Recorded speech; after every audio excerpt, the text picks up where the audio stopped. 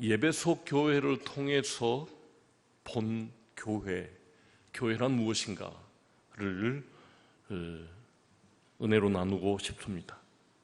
바울은 로마의 네로 황제의 치하에서 순교했을 것으로 그렇게 추측됩니다. 그렇지만 사도행전을 기록한 누가는 사도행전을 바울의 죽음으로 끝맺지 않고 있습니다. 바울이 다른 사도들과 함께 예수 그리스도의 사역을 계승했던 것처럼 바울 사역은 또 다른 사람들에 의해서 여전히 계승되어야 할 사역이었기 때문입니다. 사도행전을 액츠라고 이야기하는데 28장까지 있습니다. 그래서 어떤 교회 어떤 사람들은 액츠 29, 그러니까 사도행전 28장을 이어서 누군가가 또 이 선교 사역을 계속해 가야 한다라는 뜻이겠죠. 그러므로 사도행전은 아직 끝나지 않은 성령 행전인 것입니다. 성경은 주님의 명령에 따라 땅끝을 향한 제자들의 대행진에 오늘 저와 여러분을 초청하고 있습니다. 오늘 아침까지 유초등부 학생들이 예배당에서 잠을 자면서 하나님의 말씀을 깊이 공부했습니다. 이 또한 우리 교사들을 불러서 어린 아이들의 심령에까지 땅끝의 모든 사람들에게까지 복음 전하고자 하는 대행진에 초청된 사람들의 사역이었습니다. 그 중에서 복음을 전하다가 죄수가 된 사람 바울이 로마의 시민의 권한으로 로마의 가이사 황제에게 재판을 받겠다고 상소했습니다. 바울은 이 상소로 말미암아 유다 총독이 거하던 가이사라, 그러니까 예루살렘에서 서쪽으로 로마가 보이는 바닷가에 이 가이사라라고 하는 도시를 만들고 작은 로마처럼 꼭 그렇게 만들어 놓은 그런 도시가 있습니다. 총독이 거주했었죠. 거기에서 재판받기 위해서 2년 동안이나 연금되어 있었습니다. 이제 가이사 황제에게 상소했기 때문에 로마의 가이사 황제에게로 압송됩니다. 함께 읽어보겠습니다. 우리가 로마에 들어가니 바울에게는 자기를 지키는 한 군인과 함께 따로 있게 허락하더라. 사울 후에 바울이 유다인들이 모인 후에 이르되, 여러분 형제들아, 내가 이스라엘 백성이나 우리 조상이 관습을 배반한 일이 없는데 예루살렘에서 로마인의 손에 죄수로 내준 바 되었으니, 이처럼 바울은 죄수로 연금된 상태에서도 복음을 전파하는 일과 또한 옥중에서 쓴 예배소서, 빌립보서, 골로새서, 그리고 빌레몬서 등 옥중 서신을 로마에서 4권이나 썼습니다.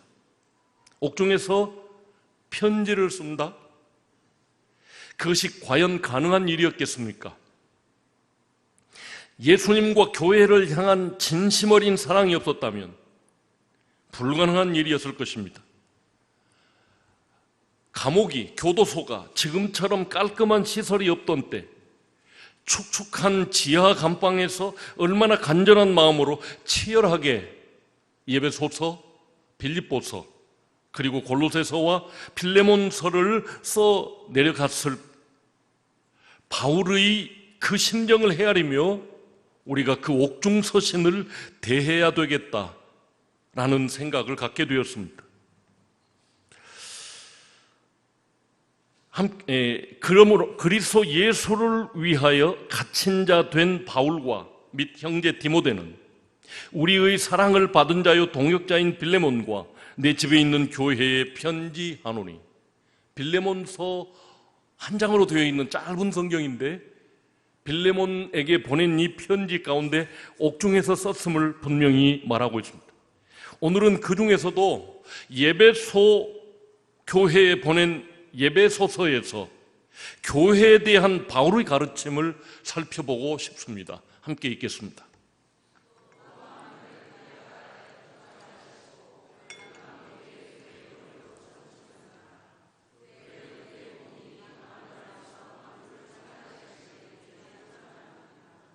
예배소 교회는 오늘의 터키 지역인 소아시아의 항구 도시로 주님 오시기 전 133년에 로마에 정복된 후 동양과 서양을 연결하는 교통의 중심지 역할을 한 항구 도시였으며 큰 번영을 누렸습니다.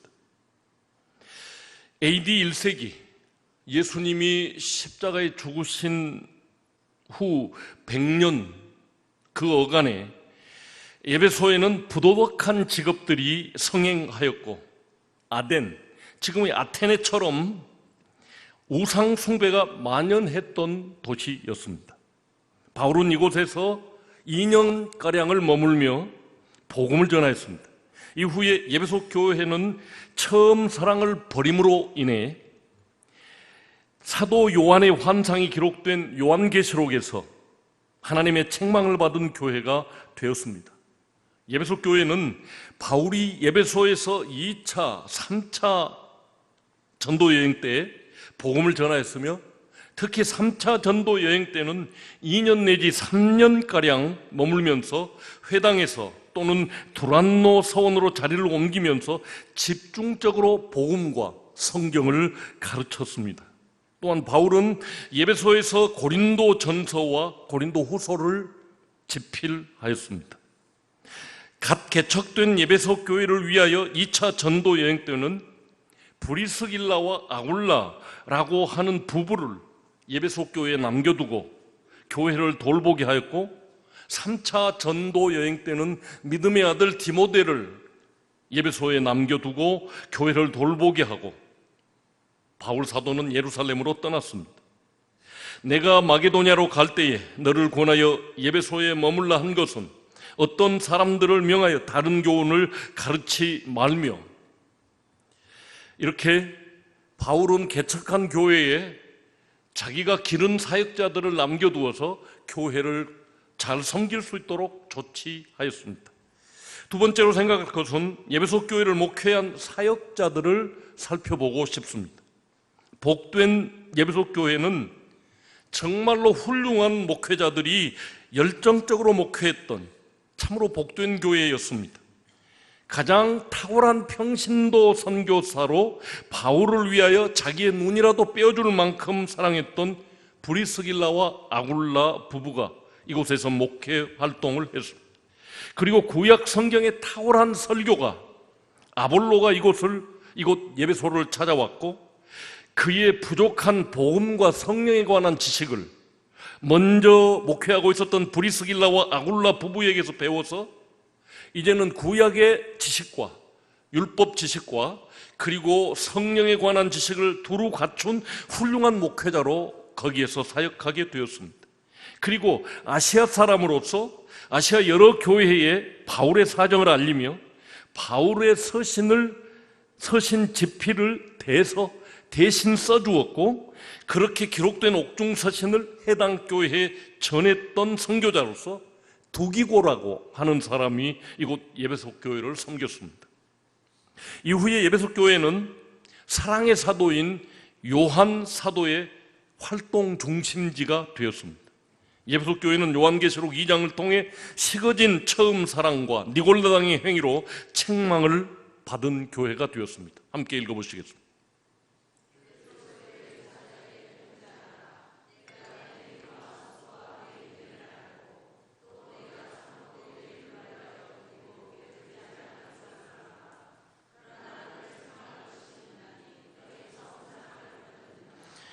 이처럼 예배소 교회는 훌륭한 사역자들에 의해 어느 교회보다도 집중적으로 성경을 훈련받은, 교육받은 교회였습니다. 그래서 그 훈련의 결과 이단을 속출해내고 그 중에서 니골라당을 미워하는 교리가 바로 선교회였습니다. 그러나 교리를 세우고 잘못된 사람들을 색출하는 과정에서 그들은 열심히 과한 나머지 처음 사랑을 잃게 되었습니다. 율법의 기준 또는 교리의 기준에서 정죄하기에 바쁜 그런 교회였습니다. 그래서 우리 주님으로부터 책망을 들었습니다. 세 번째로 생각할 것은 바울은 성령의 지시를 받아 교회를 향한 4가지 요청을 하고 있습니다.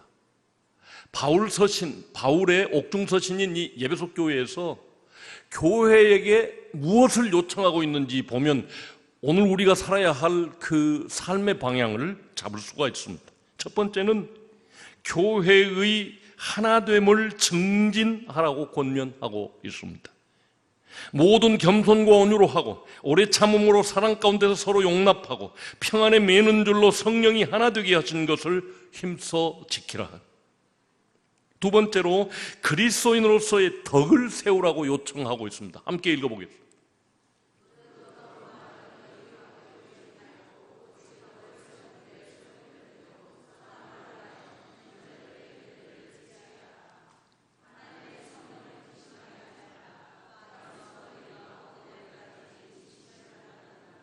모름지기 그리스도인이라면 언행에 매우 조심하여 누가 듣든지 누가 보든지 덕을 세우는 삶을 살아내야 한다라고 에베소 교회에 요청하고 있습니다. 세 번째는 그리스도인의 가정을 질서 있고 거룩하게 세우라고 요청하고 있습니다. 누구든지 언제나 자기 육체를 미워하지 않고 오직 양육하여 보호하기를 그리스도께서 교회에게 함과 같이 하나니 우리는 그 몸의 지체임이라. 너희도 각각 자기의 아내 사랑하기를 자신같이 하고 아내도 자기 남편을 존경하라. 동서고금을 막론하고 오늘에까지 주어진 진리가 아닌가 싶습니다.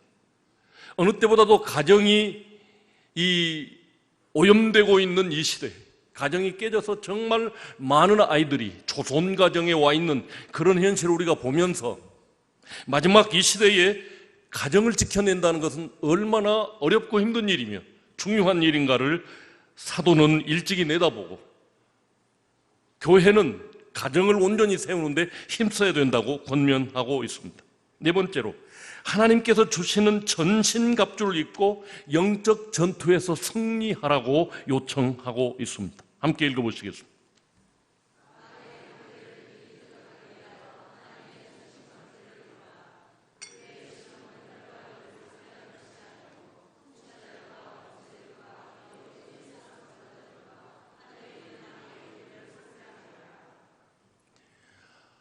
영적 전투가 얼마나 심각한지요. 저는 지금도 계속해서 이 악령들과 싸우고 있습니다.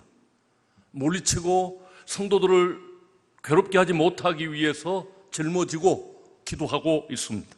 이처럼 교회는 가장 모범적이고 인격적인 세상의 빛과 소금으로서의 역할을 감당하도록 주님으로부터 사명을 받았음을 명심해야 하겠습니다. 네 번째로 에베소 교회가 보여주는 교회란 그러면 과연 무엇일까요?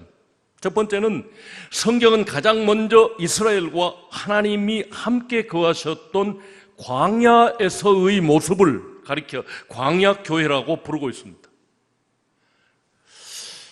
시내산에서 말하던 그 천사와 우리 조상들과 함께 광야교회에 있었고 또 살아있는 말씀을 받아 우리에게 주던 자가 이 사람이라. 그러므로 여기서 교회란 세상을 대표했던 당시의 애굽으로부터 불러낸 무리들이 하나님의 말씀을 따라서 천국의 모델인 가나안을 향해 가는 하나님의 백성들을 가리켜 교회라고 가장 먼저 기록하고 있습니다. 오늘날 광야 같은 세상에서 천국을 향해 가는 저와 여러분 그리스도인에 대한 비유가 분명합니다. 두 번째는 예루살렘 성전은 하나님의 임재의 장소인 교회의 그림자였습니다.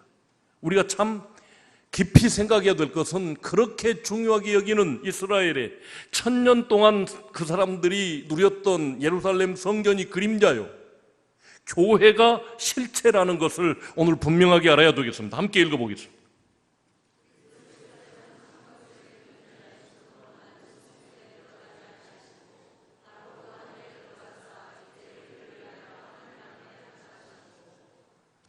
히브리서 기자에 의하면 손으로 지은 예루살렘 성전의 지성소는 1년에 대제사장만 한 번 들어갈 수 있는 이 두려운 이 지성소는 참된 성전인 교회의 그림자에 불과했다라는 것입니다.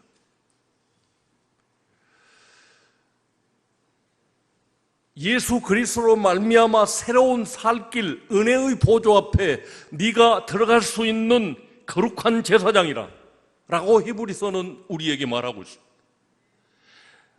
아론의 자손 대제사장만 들어갈 수 있던 이 지성소, 예루살렘 지성소가 이제는 모든 예수 믿는 사람들이 예수의 피를 힘입어 언제나 들어가서 그 하나님을 만날 수 있다고 기록하고 있다. 그런 의미에서 예루살렘 성전의 지성소는 그림자예요. 예수님께서 열어놓은 당신의 몸을 찢어서 휘장 가운데로 열어놓은 이 새로운 살길에 들어갈 사람은 저와 여러분이 되었다. 이 얼마나 큰 은혜입니까? 하나님께는 택하심을 입은 보배로운 산돌이신 예수께 나아가 너희도 산돌같이 신령한 집으로 세워지고, 저와 여러분이 신령한 집, 하나님이 거하시는 집으로 지어지라고 말하고 있습니다. 함께 읽어보겠습니다.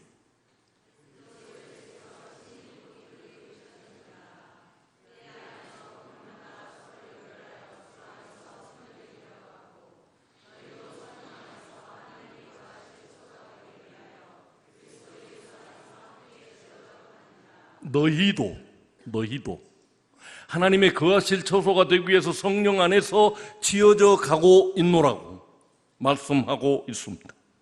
교회가 어떻게 변천해 가고 있는지 여러분은 생각해 봐야 됩니다. 이처럼 교회는 사람의 손으로 짓지 않는 신령한 하나님의 집인 것입니다.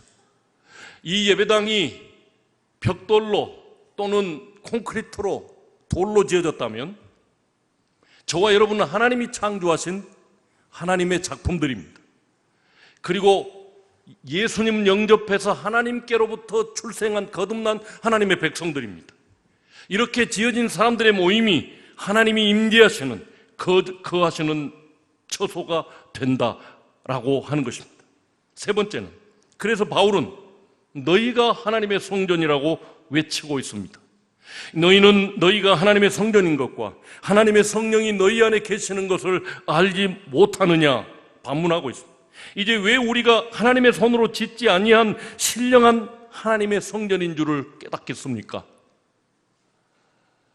하나님의 성령이 우리 속에 들어와서 부패한 우리의 육신 말고 우리 속에 하나님의 영으로 새로워진 나를 넣어주시고, 그리고 우리를 통해서 하나님이 거하시게 하는 그런 성전이 되게 하셨다.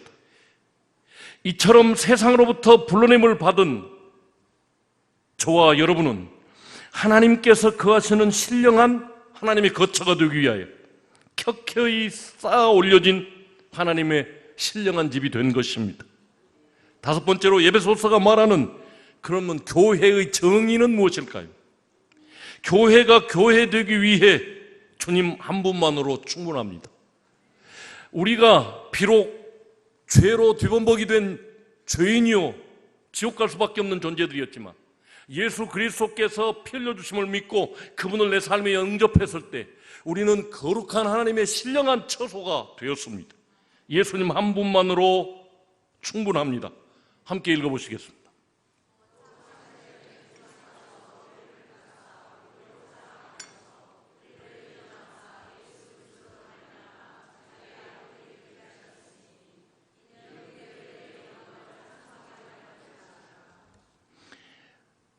우리를 예정하사 예수 그리스도로 말미암아 자기 아들들이 되게 하셨습니다. 예수님도 아들, 우리도 아들, 하나님은 우리 아버지. 볼지어다 내가 문 밖에 서서 두드리노니 누구든지 내 음성을 듣고 문을 열면 내가 그에게로 들어가 그로 더불어 먹고 그는 나로 더불어 먹으리라. 하나님과 한 식구가 되었다는 뜻입니다. 그래서 우리는 하나님의 성전입니다. 하나님이 내 속에 들어와서 함께 먹고 함께 사신대요.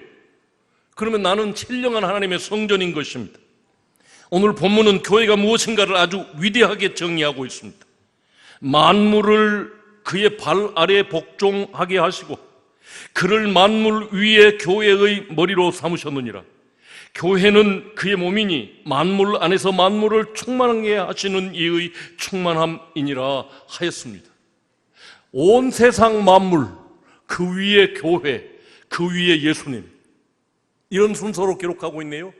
교회의 위치, 세상과 예수님 사이에서 교회의 위치, 모든 복이 교회를 통해서 흘러간다는 것입니다.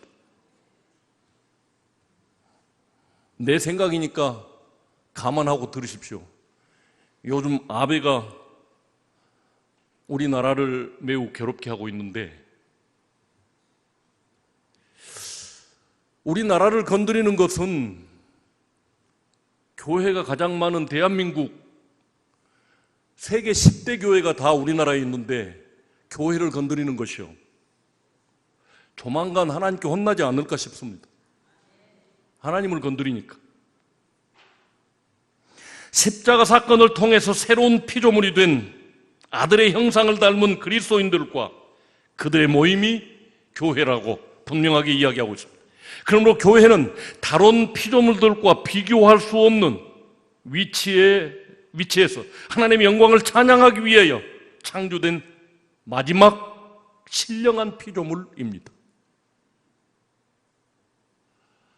다시 말씀드립니다. 하나님의 영광을 드러내기 위해서, 하나님을 찬양하기 위해서 만들어진 마지막 생명체, 마지막 유기체, 마지막 피조물, 하나님과 세상 사람들 사이에서 그 생명과 복을 전달하는 통로로서의 생명체로 창조된 조직체입니다. 그러므로 교회의 신분과 위치는 그리스도께서 교회의 머리 되심과 우리는 그분의 몸이라고 정의하고 있습니다. 이사야 43장은 이렇게 이야기하죠. 이 백성은 나를 위하여 지었나니 나를 찬송하게 하려 함이라. 이 백성은 이스라엘을 가리키고 그리고 교회를 가리킵니다. 본문에서 교회는 하나님과 만물 사이에서 어떤 위치에 있습니까? 우주의 모든 만물이 복종해야 하는 하나님의 아들 예수 그리스도를 만물 위에 교회의 머리로 주셨다고 하십니다. 머리는 그리스도께서 교회에 생명을 부여하시는 분이시며 교회의 주인 되심을 가리키고 있습니다. 그러므로 교회는 주인을 모시고 있는 그리스도에 대한 모든 적대 세력들에게 대항해야 할 권세와 능력을 소유하고 있습니다.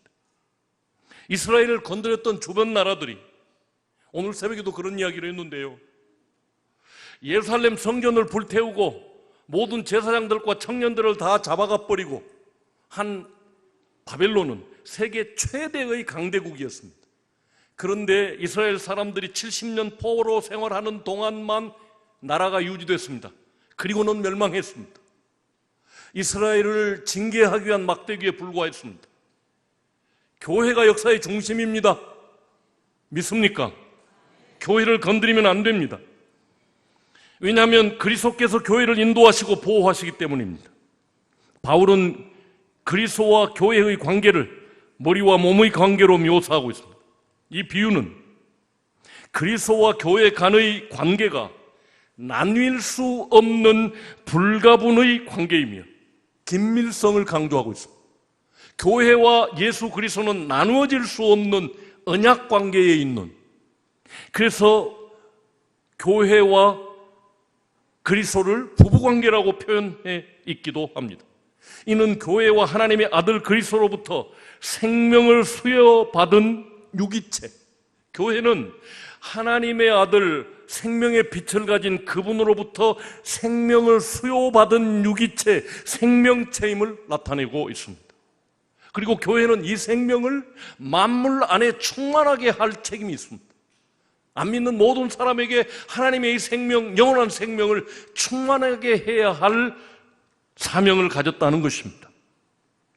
그러므로 교회는 생명체로서 그리스도의 몸이기 때문에 머리가 되신 그리스도의 명령에 철저하게 복종하며 밀접한 관계를 유지해야만 살아있는 생명체의 역할을 다할 수 있다는 의미를 교회라고 표현하고 있습니다.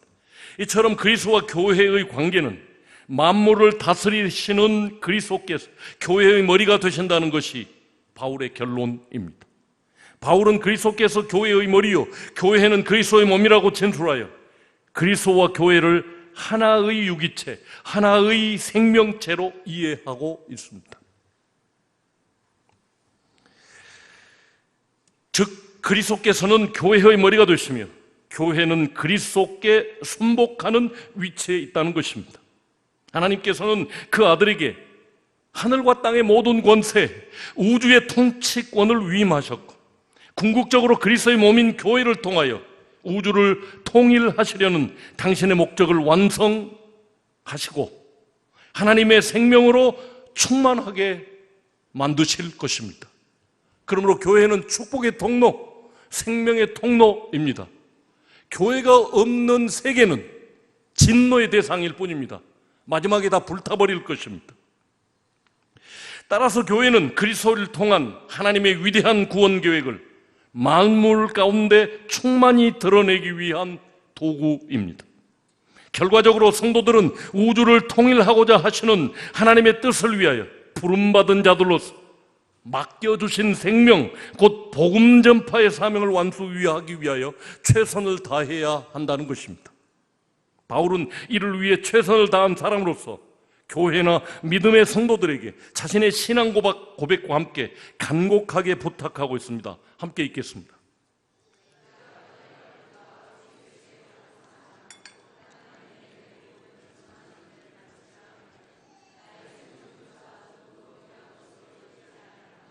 너는 말씀을 전파하라. 때를 얻든지 못 얻든지 항상 힘쓰라. 범사에 오래 참과 가르침으로 경책하며 경계하며 권하라. 교회는 하나님의 꿈을 이루어 드려야 할 사명을 가진 생명 공동체입니다. 바울처럼 생명의 복음을 증거하기 위하여 목숨을 건 헌신자들이 앞으로도 우리 가운데서도 수없이 일어나야 하겠습니다. 깊은 감옥에서 교회를 든든히 세울 하나님의 말씀을 받아 서신을 보내서 목회하였고 연금 상태에서 놓여 자유로울 때는 유력한 사람들을 초청하여 구약 성경을 근거로 예수는 그리스도임을 증거하였습니다.